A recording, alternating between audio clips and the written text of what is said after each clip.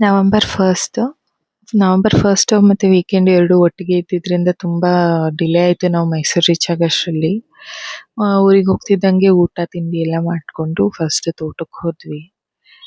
ಅಲ್ಲಿ ಹೀಟ್ ಆಗಿತ್ತು ಅಂತ ಜಾನ್ ಎಳ್ನೀರು ಕೊಚ್ತಾ ಇದ್ರು.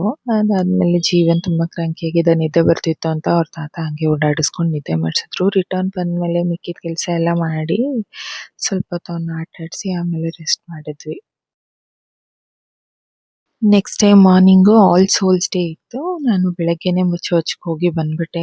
ಜಾನ್ ಅವ್ರ ಫ್ಯಾಮಿಲಿಲಿ ಹೆಂಗೆ ಅಂದ್ರೆ ಎವ್ರಿ ಇಯರ್ ನವೆಂಬರ್ 2 ಬೇಡದಲ್ಲೇ ಊಟ ಮಾಡ್ತಾರೆ. ರಿಲೇಟಿವ್ಸ್ ಎಲ್ಲರೂ ಮನೆಗೆ ಬರ್ತಾರೆ.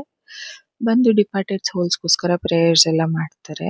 Every year it's like a tradition. Without miss ಎಲ್ಲ ಫ್ಯಾಮಿಲಿ ಮೆಂಬರ್ಸ್ ಒಂದ್ ಸೇರಿ ಪ್ರೇಯರ್ಸ್ ಮಾಡ್ತಾರೆ ನವೆಂಬರ್ 2. ತುಂಬಾ ವರ್ಷದಿಂದ ಬಂದಿರೋ ಟ್ರೆಡಿಷನ್ ಇದು. ಎಲ್ಲರೂ ಬಿಡ್ದಿರೋ ಫಾಲೋ ಮಾಡ್ತಾರೆ. ಅದಾದ್ಮೇಲೆ ಮನೆ ತುಂಬಾ ಜನ ಇದ್ರಲ್ಲ, ಏನು ಅಂತ ಅವನು ಶಾಕ್ ಅಲ್ಲಿ ನೋಡ್ತಿದ್ದ ಜೀವನ್. ಅದಾದ್ಮೇಲೆ ಎಲ್ಲರೂ ಊಟ ಮಾಡ್ಕೊಂಡ್ವಿ. ಜೀವನ್ ಅವನ ಹೊಸ ಫ್ರೆಂಡ್ಸ್ ಜೊತೆ ಆಟ ಆಡ್ತಿದ್ದ. ಅವನ ಸಮಾಧಿ ಹತ್ರ ಕರ್ಕೊಂಡು ಹೋದ್ರೆ ಅಲ್ಲಿ ಹೊಗೆಗೆ ಕೆಮ್ಮು ಜಾಸ್ತಿ ಆಗುತ್ತೆ ಅಂದ್ಬಿಟ್ಟು ಅಲ್ಲಿ ಕರ್ಕೊಂಡು ಹೋಗಿಲ್ಲ. ನಾನು ಹೋಗಿ ಧೂಪ ಹಾಕೊಂಡು ಬಂದ್ಬಿಟ್ಟೆ. ಬಂದು ಅವನ ಮನೇಲಿ ನೋಡ್ಕೋತಿದ್ದೆ. ಎಲ್ಲರೂ ಹೋಗಿ ಅವ್ರ ಪ್ರೇಯರ್ಸ್ ಮಾಡ್ಕೊಂಡು ಬಂದ್ರು.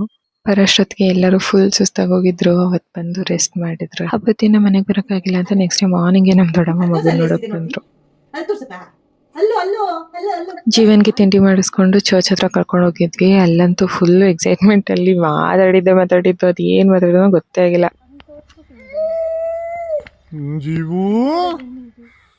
ಅಲ್ಲಿಂದ ಮನೆಗೆ ಬರೋಷ್ಟೊಳಗೆ ಫುಲ್ ಸುಸ್ತಾಗ್ಬಿಟ್ಟಿದ್ದ. ಅವನ ಮಲಗಿಸಿ ನಾವೆಲ್ಲ ಪ್ಯಾಕ್ ಮಾಡ್ಕೊಂಡು ಅಲ್ಲಿಂದ ಹೊರಟು ಬಂದ್ವಿ.